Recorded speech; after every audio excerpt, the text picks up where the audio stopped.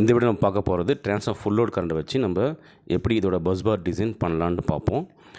நம்ம ட்ரான்ஸ்ஃபார்மரில் name plate கொடுத்துருப்பாங்கள்ல, அதில் full load கரண்ட்டும் மென்ஷன் பண்ணியிருப்போம். ஓகே, ஸோ 266.4.69 இதை நம்ம 2665ன்னு எடுத்துப்போம். ஓகே, அதோட ஃபுல் லோட் கரண்ட் 10% நம்ம அதிகமாக கால்குலேட் பண்ணி வச்சுக்கணும். அதுக்கு தகுந்த மாதிரி தான் பஸ் பார் நம்ம போடணும். ஓகே, ஸோ 10% கால்குலேட் பண்ணால் 266.5. இப்போ ரெண்டுத்தையும் ஆட் பண்ணணும். 265 + 266.5 டோட்டல் 2931.5 ஆம்பியருக்கு நம்ம பஸ் பார் டிசைன் பண்ணணும். ஓகேவா? ஸோ இப்போ வந்து காப்பர் பஸ் பார் நம்ம யூஸ் பண்ணுறதா இருந்தால் அதோட கரண்ட் டென்சிட்டி வந்து 1.2 ampere per square mm. Okay, so aluminium use பண்ணுறதா இருந்தால் 0.6 ampere per square mm.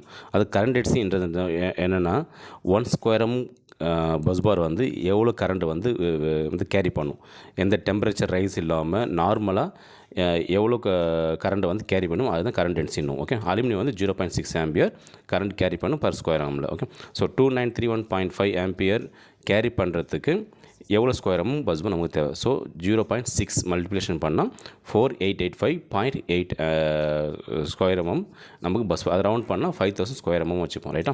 So 5000 square mm எந்த பஸ் எடுக்கலாம்? அதுக்கு முன்னாடி டிரான்ஸ்ஃபார்மரோட புஷ் இருக்குதுல, அதோட வித்து எவ்வளோன்னு பார்த்துக்கணும். இது வந்து 75 mm with. Okay, so 75 mm நம்ம வந்து 75 mm இல்லை 100 125 வரையும் நம்ம எடுத்துக்கலாம். ரொம்ப அகலமாக எடுத்தோன்னா அதில் வந்து ஃபிக்ஸ் பண்ணுறதுக்கு கஷ்டமாயிடும்.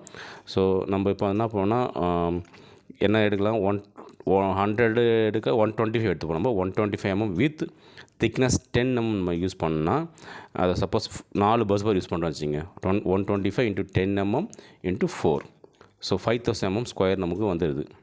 இது கால்குலேட் பண்ணால் 5000 ஸ்கொயர் mm பஸ் பார் வந்து. ஸோ நம்ம வந்து 125 with 10 mm thickness 4 bus bar ஒரு ஃபேஸில் யூஸ் பண்ணிங்கன்னா நம்ம, ஏன்னா 5000 ஸ்கொயர் mm வந்தால் தான் 2931.5 கரண்ட் கேரி பண்ணும். ஓகேவா? ஸோ அது வந்து நம்ம யூஸ் பண்ணிக்கலாம். ரெண்டாவது வந்து இதில் என்ன நம்ம வந்து பார்க்கணுன்னா, 2 பஸ் பாருக்கு உள்ள நடுவில் எவ்வளோ கேப் இருக்குது. ஏன்னா கேப் வந்து ரொம்ப முக்கியம். ஏன்னா ரொம்ப நிறைய நம்பர் ஆஃப் பஸ் பார் அதிகமாக எடுத்துட்டோம்னா கேப் கம்மியாச்சுன்னா கிளியன்ஸ் கம்மியாகிடும். ஸோ 3 பஸ் பார் எடுக்கிற மாதிரி இருந்ததுன்னா, ஸோ வித் வந்து நம்ம அதிகமாக 150 mm யூஸ் பண்ணுற மாதிரி இருக்கும். Okay, so 150 mm × 3 bus bar convert பண்ணிக்க வேண்டியது.